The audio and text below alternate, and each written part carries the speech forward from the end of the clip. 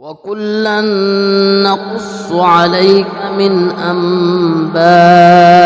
الرُّسُلِ مَا نُثَبِّتُ بِهِ فُؤَادَكَ نحمده ونصلي على رسوله الكريم اما بعد فاعوذ بالله من الشيطان الرجيم بسم الله الرحمن الرحيم ويا قوم هذه ناقة الله لكم آية فذروها تأكل في أرض الله ولا تمسوها بسوء فيأخذكم عذاب قریب صدق اللہ العظیم۔ محترم سامعین اکرام، سلسلہ قصص النبیین قدم بقدم میں ایک مرتبہ پھر میں آپ سے مخاطب ہوں۔ گزشتہ کئی نشستوں میں ہم نے حضرت صالح علیہ السلام کا قصہ ذکر کیا اور قوم سمود کا انکار اور ان کا حضرت صالح علیہ السلام کی دعوت کو قبول نہ کرنا یہ بھی ذکر کیا۔ آخر میں نتیجہ یہ ہوا کہ حضرت صالح علیہ السلام سے انہوں نے جس معجزے کا مطالبہ کیا تھا، اللہ تعالیٰ نے وہ معجزہ بھی ان کو عطا کر دیا، لیکن انہوں نے اس معجزہ یعنی اس اونٹنی کی کونچیں کاٹ ڈالی اور اس کو مار ڈالا،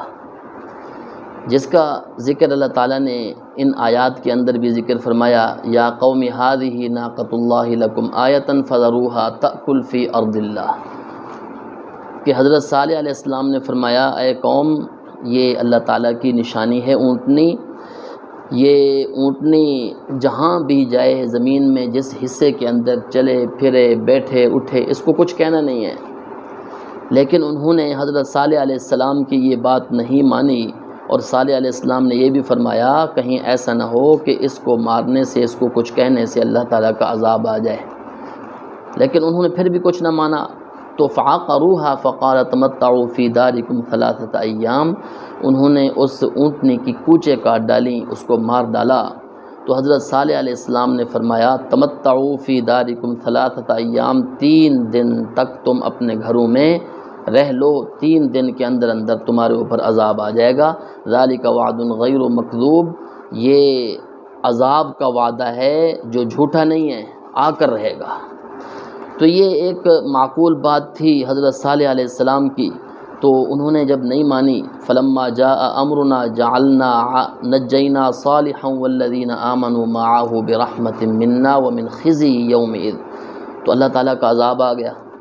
صالح علیہ السلام کو اللہ تعالیٰ فرماتے ہیں کہ ہم نے بچا لیا، اور ان کے ساتھ جو ایمان لانے والے لوگ تھے ان کو بھی ہم نے بچا لیا، اس کے علاوہ باقی جتنے لوگ بھی تھے ان تمام کو اللہ تعالیٰ نے برباد کر دیا۔ تو صالح علیہ السلام کو اور ان لوگوں کو اس دن کی اس برے دن سے اللہ تعالیٰ نے بچا لیا۔ اللہ تعالیٰ بڑے طاقتور ہیں، اللہ تعالیٰ کے پاس اقتدار ہے، یہ اللہ تعالیٰ نے ذکر فرمایا۔ وَأَخَذَ الَّذِينَ ظَلَمُوا الصَّيْحَةُ فَأَصْبَحُوا فِي دِيَارِهِمْ جَاثِمِينَ، ان کا حال اللہ تعالیٰ نے یہ بتلایا کہ جب ان کو عذاب نے آ پکڑا، یہ اپنے گھروں کے اندر اوندھے پڑے ہوئے تھے۔ اب عذاب ان کے اوپر کیسے آیا؟ حضرت صالح علیہ السلام نے جب ان کو یہ فرمایا کہ 3 دن تک تم اپنے گھروں کے اندر رہ لو، تو انہوں نے حضرت صالح علیہ السلام کو شہید کرنے کا منصوبہ کیا، تو اللہ تعالیٰ نے ان لوگوں کو کچل ڈالا جو حضرت صالح علیہ السلام کے خلاف منصوبہ بنا رہے تھے۔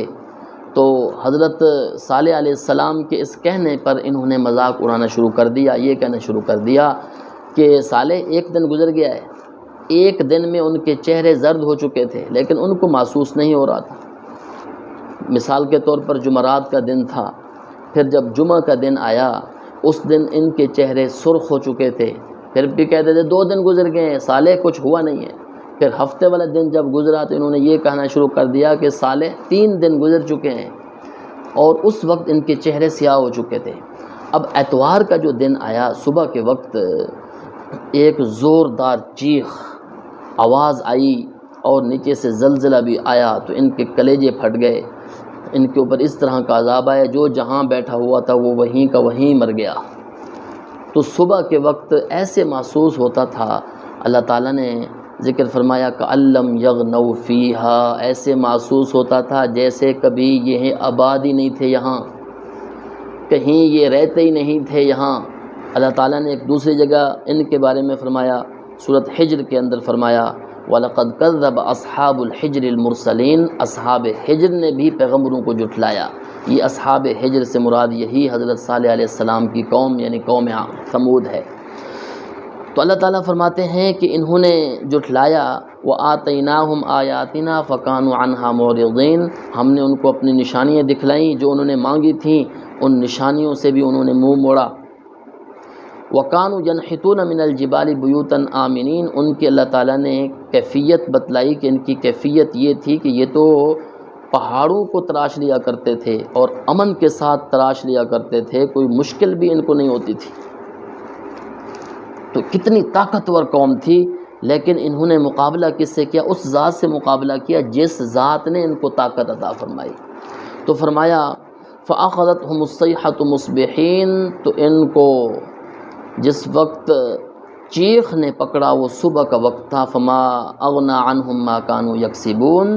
ان کو ان کے کاموں نے کچھ بھی فائدہ نہیں پہنچایا۔ تو جب یہ ساری قوم برباد ہو گئی، قوم جو ہے نا وہ مر گئی، ختم ہو گئی، تو حضرت صالح علیہ السلام اس قوم کے پاس سے جب گزرنے لگے تو فرمایا فَتَوَلَّ عَنْهُمْ، کہ